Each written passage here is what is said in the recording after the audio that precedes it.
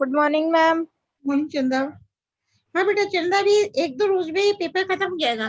तो ये बताओ, कोई प्रॉब्लम तो नहीं है ना इस पेपर में? मतलब आप लोगों को रिपीट करवाना हो टॉपिक? मैम नोट सेंड कर देना, और कोई प्रॉब्लम नहीं है। अच्छा बेटा चलो जरूर कर देंगे नोट्स। है आप लोगों को बुक्स ही मिली ना चंदा अभी? मैम अभी नहीं मिली बुक्स। अच्छा बेटा ठीक है। फिर अपन सेकंड पेपर आपका एक टेक्सोनॉमी एंड एम्ब्रियोलॉजी है, वो वाला पेपर स्टार्ट करेंगे। 22 को कर देंगे, है ना बेटा? तो अपना 20 जुलाई से काफी हो चुका पेपर, है ना बेटा? चंदा शर्मा की लगा दी मैंने, और आ जाएंगे अभी।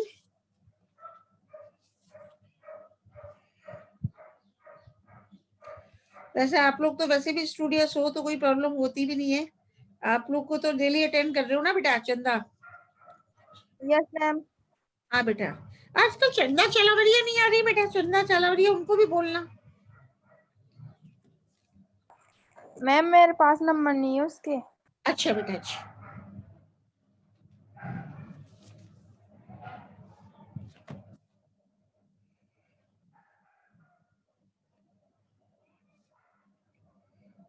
अब तो आवाज सुनाई दे रही है ना चंदा? सही, अब तो कोई डिस्टर्बेंस नहीं आ रहा ना इसमें, इसलिए मैंने पूछा नो। है ना बेटा? हाँ। दीक्षा भी आ गई।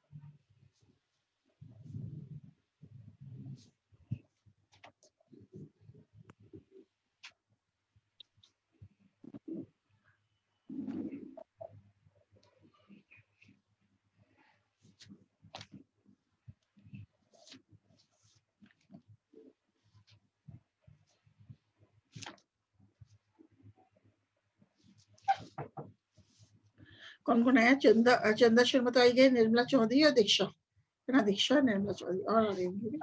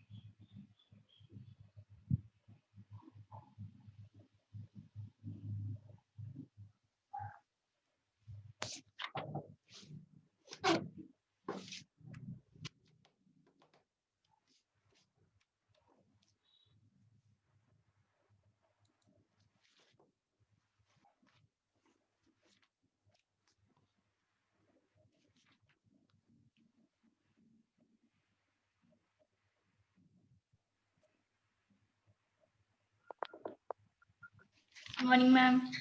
मॉर्निंग बेटा, good morning Priyanka, good morning.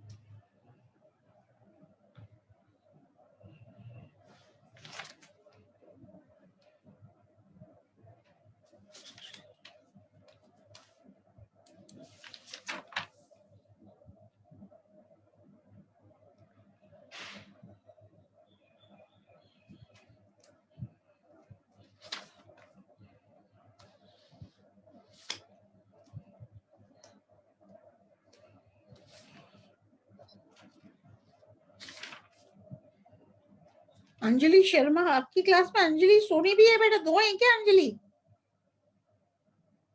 Anjali ma'am. अच्छा बेटा, यस मैम। ठीक है बेटा। अंजलि शर्मा है आप, अंजलि सोनी भी है एक। अच्छा,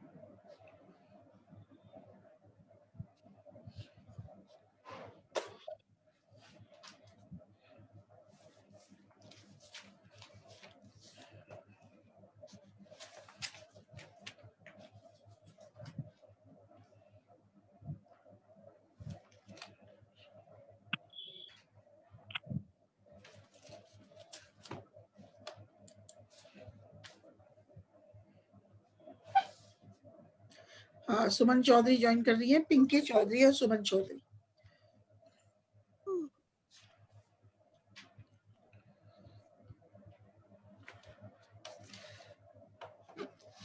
ये आ गई पिंकी चौधरी और सुमन चौधरी।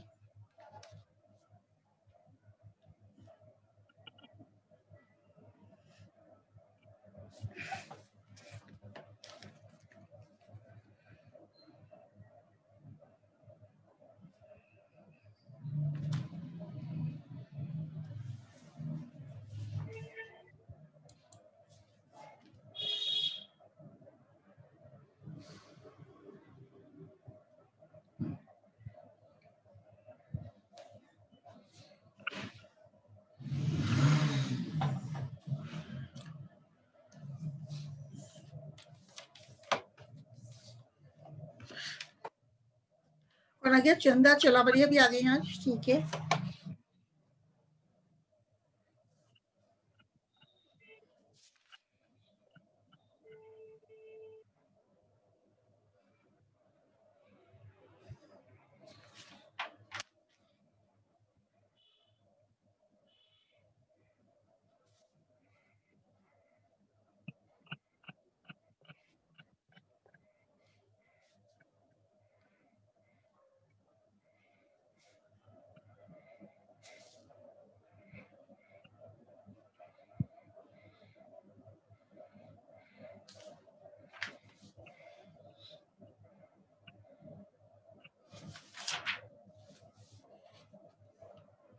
दीक्षा सुधार, दीक्षा सुधार,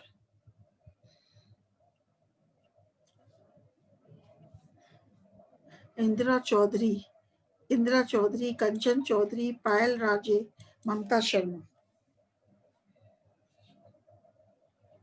इंदिरा चौधरी आ गई, कंचन चौधरी आ गई। Good morning ma'am. मॉर्निंग बेटा, गुड मॉर्निंग। इंदिरा चौधरी, कंचन चौधरी, निकिता शर्मा, निकिता शर्मा और अंशु शर्मा, निकिता शर्मा।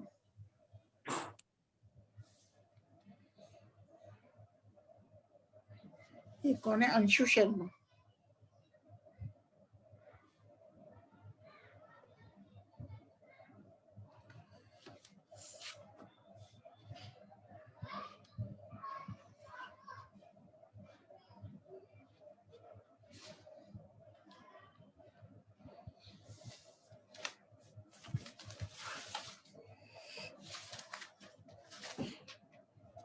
प्रिया भी आ गई, प्रिया।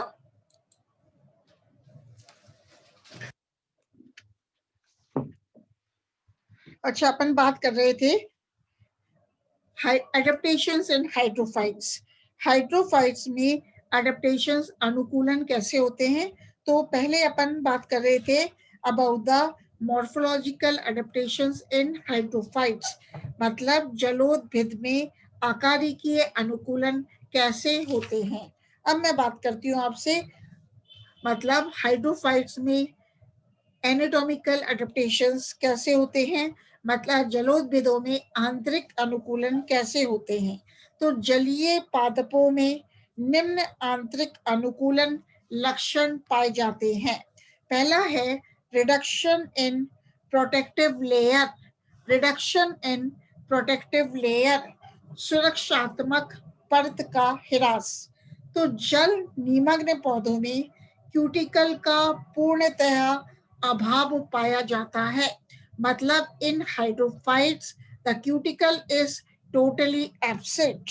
तो जल निमग्न पौधों में क्यूटिकल का पूर्णतया अभाव पाया जाता है। प्लावी पौधों में क्यूटिकल एक पतली परत के रूप में पाई जाती है, जबकि उभयचारी पौधों में जैसे कि टाइफा की पत्तियों में सुविकसित परत के रूप में क्यूटिकल उपस्थित होती है। तो एडेप्टेशंस क्या है? जो जल में निमग्न पौधे होते हैं, सबमर्ज्ड पौधे होते हैं, उनमें क्यूटिकल टोटली एब्सेंट होती है। लेकिन जो फ्लोटिंग हाइड्रोफाइट्स हैं, प्लावी पौधे हैं, फ्लोटिंग हाइड्रोफाइट्स हैं, उसमें क्यूटिकल एक थिन मेम्ब्रेन के रूप में उपस्थित होती है। दूसरा है एपिडर्मिस, बाह्य त्वचा की कोशिकाएं एक पंक्ति में उपस्थित पतली भित्ति वाली एवं मृदुतकी होती हैं, मतलब the cells of epidermis are thin walled and parenchymatous. यह परत, मतलब एपिडर्मिस, जलीय पौधों के लिए सुरक्षा का कार्य न करके इन पौधों के लिए जलीय माध्यम से जल, खनिज पदार्थों एवं गैस के अवशोषण का कार्य करती है। एक मिनट, प्रीति जांगड़ को एडमिट कर देते हैं। प्रीति जांगड़ भी आ गई।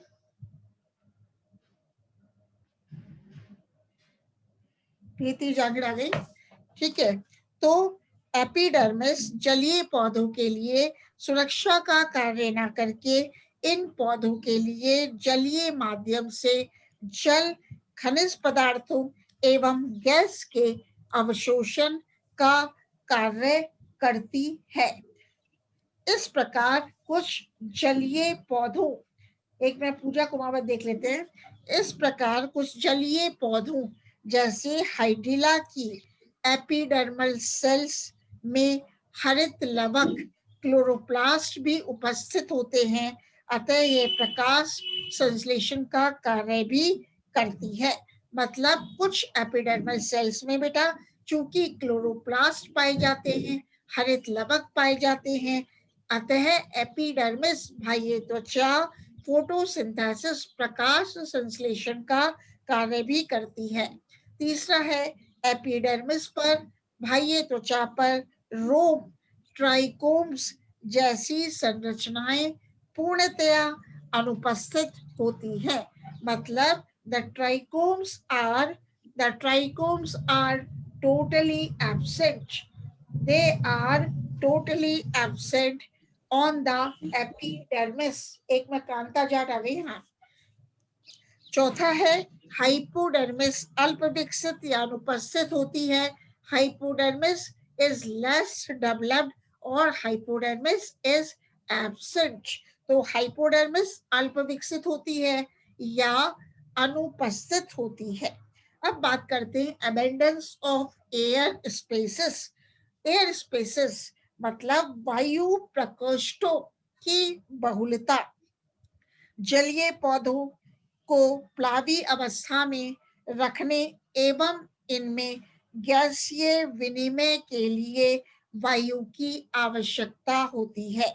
अतः इसके लिए कुछ अनुकूलन पाए जाते हैं, जो कि है पत्तियों की सतह पर पर्णरंध्र पूर्णतया अनुपस्थित व अल्प विकसित होते हैं।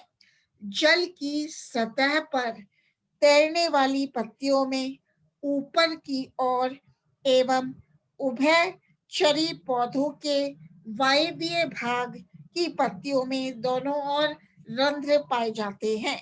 मतलब in hydrophytes which float on the surface of water, the stomatas are found on the upper side of the leaf. जल निमग्न पौधों में मतलब hydrophytes which remain submerged in water, जल निमग्न पौधों में स्टोमेटास रंध्र पूर्णतया अनुपस्थित होते हैं। और यदि कुछ उदाहरणों जैसे पोटामोजिटोन की पत्तियों में यदि रंध्र उपस्थित होते हैं तो ये कार्यक्षम नहीं होते। मतलब पोटामोजिटोन क्या है बेटा? It is a hydrophyte. In potamogeton stomatas are present. Potamogeton में रंध्र पाए जाते हैं, पत्तियों में स्टोमेटास पाए जाते हैं, पर ये जो रंध्र हैं, स्टोमेटास हैं, वो फंक्शनल नहीं होते, कार्यक्षम नहीं होते। इसलिए ऐसे पौधों में पोटामोजिटोन में गैस एक्सचेंज गैसीय विनिमय भी कोशिका भित्ति के द्वारा ही होता है। नेक्स्ट है जलीय पौधों में वलकुट कॉर्टेक्स ऊतक सुविकसित एवं पतली भित्ति वाली कोशिकाओं का बना होता है। मतलब in hydrophytes the cortex is well developed and it is made up of thin walled parenchymatous cells. वलकुट की कोशिकाएं मतलब कॉर्टेक्स की कोशिकाएं बड़ी गुहा वाली होती हैं। इनको एरेनकाइमा वायुतक या वायु प्रकोष्ठ कहते हैं। इन वायु प्रकोष्ठों की उपस्थिति के कारण पादप शरीर में प्लावी क्षमता विकसित हो जाती है तथा इनमें गैस एक्सचेंज भी आसानी से हो सकता है। जलीय पौधों में वायुतक अत्यधिक विकसित होते हैं। मतलब in hydrophytes aerenchyma is well developed. जलीय पौधों में वायुतक मतलब एरेनकाइमा अत्यधिक विकसित होते हैं एवं जड़ तने एवं पत्तियों के वायुतक एक दूसरे से जुड़े रहते हैं, जिसकी वजह से वायु का पौधे के विभिन्न भागों में मुक्त रूप से संचरण हो सकता है। एक में मीनू कुमारी बैरवा को एडमिट कर देते। मीनू कुमारी बैरवा।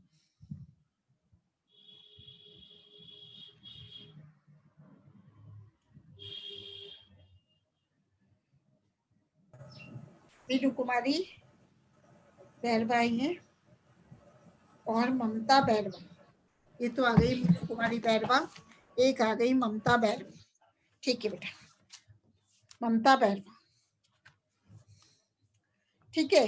तो ये वायु प्रकोष्ठ मतलब ये एयर चैम्बर्स आपस में एक या दो पंक्ति मोटाई की हरित लवक क्लोरीन कायमा कोशिकाओं द्वारा निर्मित कपाटों द्वारा पृथक रहते हैं। इस प्रकार एयर चैम्बर्स वायु प्रकोष्ठ न केवल जलीय पौधों के जल की सतह पर तैरने में जल की सतह पर तैरने में सहायक होते हैं, बल्कि ये एयर चैम्बर्स वायु प्रकोष्ठ गैसों के विनिमय तथा इनके संचय का कार्य भी करते हैं। इस प्रकार प्रकाश संश्लेषण क्रिया में फोटोसिंथेसिस में निष्क्रमित ऑक्सीजन तथा श्वसन क्रिया में उत्पन्न कार्बन डाइऑक्साइड गैसों का संचय इन प्रकोष्ठों में हो जाता है तथा इन क्रियाओं के लिए मतलब प्रकाश संश्लेषण क्रिया व श्वसन क्रियाओं के लिए कार्बन डाइऑक्साइड एवं ऑक्सीजन पुनः पौधों को उपलब्ध हो जाती है, जिसकी पुनः पौधों को उपलब्ध हो जाती है। जलीय पौधों के फलों में भी वायु तक एरेन कायमा या वायु प्रकोष्ठ एयर चैम्बर्स विकसित हो जाते हैं, जिसकी वजह से ये फल भार में हल्के हो जाते हैं एवं जल की सतह पर तैरने लगते हैं। इस प्रकार एयर चैम्बर्स की उपस्थिति इनके फलों के डिस्पर्सल प्रकीर्णन में सहायक होती है। अब बात करते हैं रिडक्शन ऑफ मैकेनिकल टिश्यूज, यांत्रिक ऊतकों का ह्रास। तो सभी हाइड्रोफाइट्स में यांत्रिक ऊतक मैकेनिकल टिश्यू पूर्णतः अनुपस्थित होते हैं, क्योंकि ये चारों ओर से जलीय माध्यम से घिरे होते हैं। इसलिए जलीय पौधों की आंतरिक संरचना में दृढ़ ऊतक, स्थूल कोणोतक, जाइलम, रेशों इत्यादि यांत्रिक क्षमता वाले ऊतकों का अभाव होता है। दूसरा है कुछ जलीय पौधों जैसे निम्फिया में कैल्शियम ऑक्सलेट द्वारा निर्मित ताराकार आकृति के स्फीरो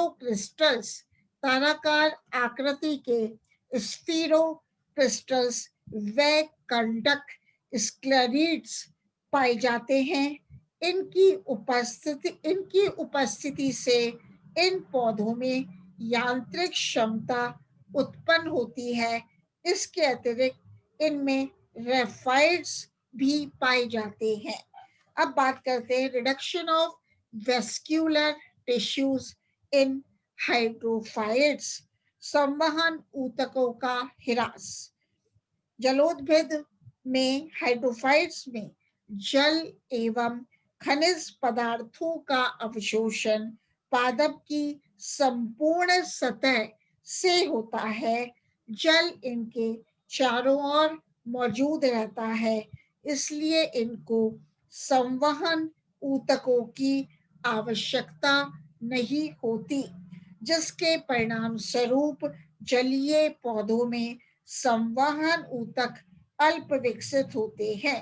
means in hydrophytes the vascular tissue is very less developed, परंतु फ्लोएम की तुलना में जाइलम अधिक अल्प विकसित होता है। मतलब xylem is very less developed in comparison to phloem in hydrophytes, and xylem is made up of xylem में वाहिकाओं का अभाव होता है। मतलब xylem lacks the vessels, xylem में वाहिकाओं का अभाव होता है। कुछ उभयचारी पौधों, कुछ एम्फीबायस प्लांट्स जैसे कि टाइफा एवं रेनिनक्यूलस में संवहन ऊतक विकसित एवं सुस्पष्ट होते हैं. मतलब in some of the amphibious plants like typha and ranunculus, the vascular tissue is well developed. कुछ जलीय पौधों जैसे कि पोटामोजिटोन में तो फ्लोएम ऊतक भी अल्प विकसित होता है. जलीय पौधों में फ्लोएम की चालनी नलिकाएं, सीव ट्यूब्स, मध्योद्भिद पौधों मीसोफाइट्स, मध्योद्भिद पौधों मीसोफाइट्स की तुलना में छोटी होती हैं एवं यहाँ फ्लोएम पैरेन्काइमा कोशिकाएं अधिक मात्रा में पाई जाती हैं. जलीय पौधों हाइड्रोफाइट्स में द्वितीयक वृद्धि सेकेंडरी ग्रोथ अनुपस्थित होती है. जल निमग्न पौधों जैसे पोटामोजिटोन की पत्तियों में मीजोफिल ऊतक अविभेदित एवं केवल एक स्तरीय पाया जाता है, किंतु निम्फिया की प्लावी पत्तियों फ्लोटिंग लीव्स की आंतरिक संरचना में वायु प्रकोष्ठों के साथ खंभ मृदुतक पेलिसेड पैरेन्काइमा व स्पंजी पैरेन्काइमा का सुस्पष्ट विकास पाया जाता है. जलीय पौधों के वायवीय भागों की पत्तियों में ये विभेदन स्पष्ट होता है. अब बात करते हैं about the physiological adaptations in hydrophytes. Hydrophytes में कार्य की अनुकूलन. तो जलोद्भिद पौधों हाइड्रोफिटिक प्लांट्स को श्वसन एवं प्रकाश संश्लेषण के लिए वायु की सबसे अधिक आवश्यकता होती है. प्लावी एवं उभयचारी जलीय पौधों के पादप शरीर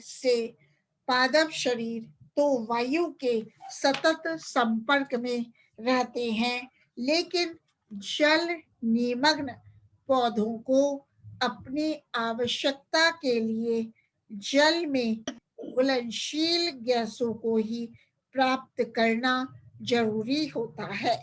इस कार्य के लिए इनके पादप शरीरों में वायुतक एरेन्काइमा एवं वायु प्रकोष्ठ अत्यधिक मात्रा में पाए जाते हैं. इनमें रेस्पिरेशन व फोटोसिंथेसिस के दौरान जो गैसेस निष्क्रमित होती हैं वह एयर चैम्बर्स वायु प्रकोष्ठों में संग्रहित हो जाती हैं, जिनका आगे चलकर इन प्रक्रियाओं के लिए वापस आवश्यकता अनुसार उपयोग कर लिया जाता है. प्लावी एवं उभयचारी जलीय पौधों में कुछ मात्रा में ट्रांसपिरेशन वाष्प उत्सर्जन की क्रिया होती है, लेकिन जल निमग्न पौधों में ट्रांसपिरेशन नहीं पाया जाता. जल निमग्न पौधों को प्लावी एवं उभयचारी पौधों की तुलना में कम तीव्रता वाला प्रकाश प्राप्त होता है, लेकिन यह इनकी प्रकाश संश्लेषण क्रिया के लिए पर्याप्त होता है.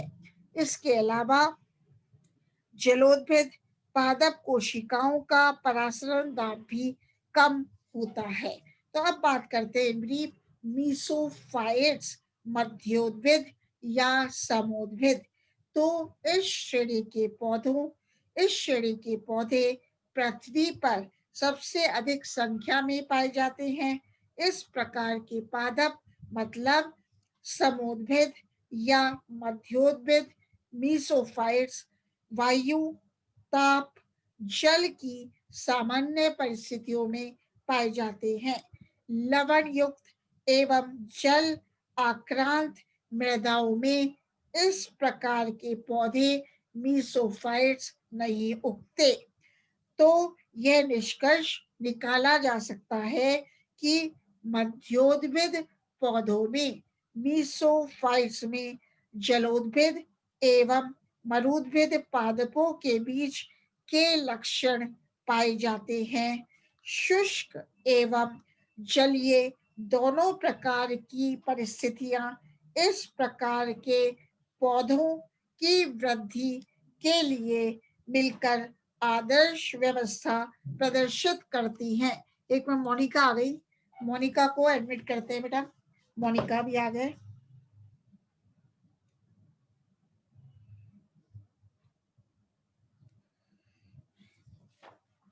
मोनिका की लगा दी। हाँ, मोनिका को एडमिट कर दिया। ठीक है, तो अपन मीसोफाइट्स की बात कर रहे हैं। इस प्रकार मीसोफाइट्स ये पौधे सम या मध्यवर्ती पर्यावरण में अनुकूल वृद्धि करते हुए वन, फॉरेस्ट एवं या फॉरेस्ट अथवा घास स्थल पादप समुदायों का निर्माण करते हैं। अनुकूल तापमान एवं पर्याप्त जल की उपलब्धता में सदाबहार वर्षावन, एवरग्रीन, ट्रॉपिकल रेन फॉरेस्ट विकसित होते हैं। इन सघन वनों का, इन डेंस फॉरेस्ट का जटिल संगठन होता है तथा इनमें सभी प्रकार के लाइफ फॉर्म्स, जीवन प्ररूप पाए जाते हैं। यदि किसी स्थान का तापक्रम उच्च एवं वार्षिक वर्षा औसत 100 सेंटीमीटर से कम हो तो ऐसे स्थानों के मध्योद्भिद मीसोफाइट्स पादप समुदाय घास स्थल को निरूपित करते हैं। तो उद्यानों में, झीलों, तालाबों व नदियों के किनारों एवं सघन वनों में चौड़ी पत्तियों वाले समोद्भिद पादप पाए जाते हैं। इनमें मरुद्भिद तथा जलोद्भिद के मध्यवर्ती अनुकूलन लक्षण पाए जाते हैं। तो इस श्रेणी के मीसोफाइट्स के प्रमुख आकारिकीय एवं आंतरिक अनुकूलन हैं। पहला है इनका मूल तंत्र। मीसोफाइट्स का मूल तंत्र सुविकसित होता है। जड़ें शाखित होती हैं जिन पर असंख्य मूल रोम उपस्थित होते हैं एवं अग्र सिरे पर मूल गोप, रूट कैप पाई जाती है। दूसरा, मीसोफाइट्स मध्योद्भिद का तना ऊर्ध्व, वायवीय, मोटा एवं सुशाखित होता है। मीसोफाइट्स मध्योद्भिद की पत्तियों का परिमाप बड़ा होता है। पत्तियां चौड़ी, पतली या मोटी तथा गहरे रंग की होती हैं। पत्तियों की आकृति में विविधता पाई जाती है। मीसोफाइट्स की पत्तियों पर पतली या मोटी क्यूटिकल परत पाई जाती है। पर्णरंध्र स्टोमेटास दोनों सतहों पर उपस्थित होते हैं। पर्ण मध्यों तक सुविकसित, स्पष्ट एवं सुविभेदित होती है, लेकिन इनमें वायु तक अनुपस्थित होते हैं तथा रोम व मोम की परत, वैक्सी कोटिंग भी नहीं पाई जाती। इसी प्रकार मीसोफाइट्स में मतलब मध्योद्भिद में यांत्रिक ऊतक एवं संवहन ऊतक सुस्पष्ट एवं सुविकसित होते हैं। इनकी कार्यकी एवं उपापचयी क्रियाएं सामान्य रूप से संचालित होती हैं, जैसे कि आम, मैंजीफेरा इंडिका, जामुन, साइजीजियम, जामुन को क्या कहेंगे, साइजीजियम जेम्बोलिना एवं शीशम, डलवर्जिया सीसो इस वर्ग के पौधों के उदाहरण हैं। अब अपनी कोर्स में था जीरोफाइट्स, तो जीरोफाइट्स क्या होते हैं? शुष्क आवासों या मरु प्रदेशों में पाए जाने वाले पेड़ पौधों को मरुद्भिद कहते हैं। और शिम्पल के अनुसार वह पादप जो कि जल अभाव की परिस्थितियों में अपनी वाष्प उत्सर्जन क्रिया को मंद करने की क्षमता रखते हैं, उनको जीरोफाइट्स मरुद्भिद कहा जाता है। तो अब अपन लें जैसे तो पढ़ेंगे अपन क्लासिफिकेशन ऑफ जीरोफाइट्स मरुद्भिद पादपों का वर्गीकरण। तो आवास स्थलियों के अनुसार सभी प्रकार की शुष्क परिस्थितियों में पाए जाने वाले मरुद्भिद पौधों को 5 वर्गों में बांटा गया है। पहला है सामोफाइट्स, दूसरा है लिथोफाइट्स, तीसरा है क्रायोफाइट्स और साइक्रोफाइट्स, चौथा है हेलोफाइट्स और फिफ्थ है, पांचवा है ऑक्साइलोफाइट्स, अम्ल मृदोद्भिद। तो सामोफाइट्स किसे कहते हैं? बालुकोद्भिद। इस प्रकार के पौधे सैमोफाइट्स रेगिस्तानी रेत के टीलों या धोरों सैंड ड्यून्स पर उगते हैं अथवा अपना जीवन यापन करते हैं। लिथोफाइट्स मतलब शैलोद्भिद, ये पौधे अनावृत चट्टानों, शिलाखंडों या पथरीली भूमि में पाए जाते हैं। इसी प्रकार तीसरा है क्रायोफाइट्स, शीतोद्भिद। तो इस प्रकार के पौधे अति न्यून तापक्रम में बर्फीले प्रदेशों जैसे टुंड्रा एवं पर्वतों के बर्फीले शिखरों पर पाए जाते हैं। फिर है हेलोफाइट्स, लवणोद्भिद। ये पौधे जो लवण युक्त मृदा या समुद्री तटों पर जहां खारी रेतीली मिट्टी पाई जाती है वहां उगते हैं। नेक्स्ट है ऑक्साइलोफाइट्स, अम्ल मृदोद्भिद।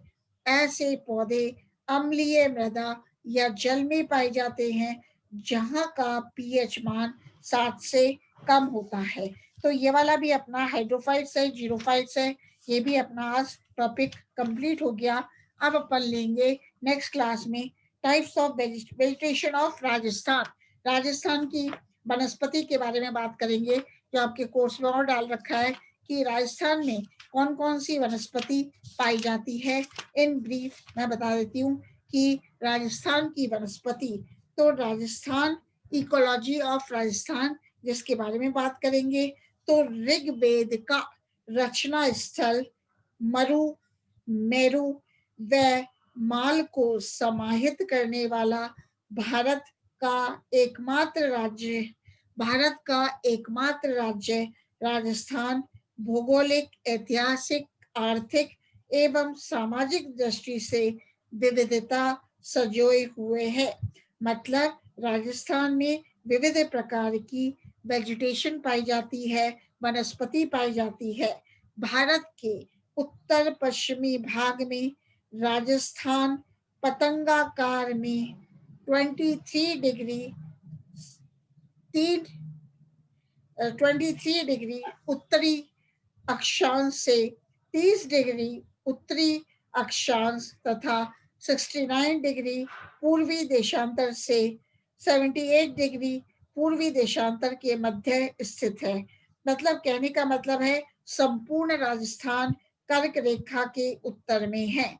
तो अपन ने क्या देख रहे हैं, अपन वेजिटेशन ऑफ राजस्थान, जो कल अपन शुरू करेंगे कि ऋग्वेद का रचना स्थल मरु, मेरु व माल को समाहित करने वाला भारत का एकमात्र राज्य राजस्थान भौगोलिक, ऐतिहासिक, आर्थिक एवं सामाजिक दृष्टि से विविधताएं संजोए हुए है। संपूर्ण राजस्थान कर्क रेखा के उत्तर में आता है। यह पूर्व से पश्चिम तक 869 किलोमीटर तथा उत्तर से दक्षिण तक 826 किलोमीटर क्षेत्र में विस्तृत है।